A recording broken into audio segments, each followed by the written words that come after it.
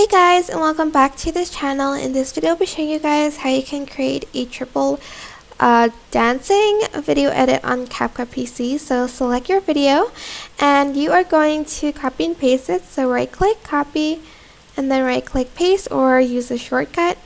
Then on the second video, go to cutout and select auto cutout, and you're going to copy and paste it again. Then on this video, I'm just going to slide one to the left, and I'm going to slide the other video to the right. You can add more even, it is totally up to you, but I'm just going to add 3. And that is basically it for this video. Super simple, but I hope this tutorial was helpful for you guys.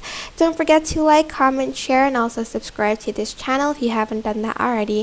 If you have any questions, just leave it in the comment section down below, and I will try my best to answer them all for you guys. And if you found this video helpful, please click the thanks button above the description box down below. Thank you so much for watching. Bye!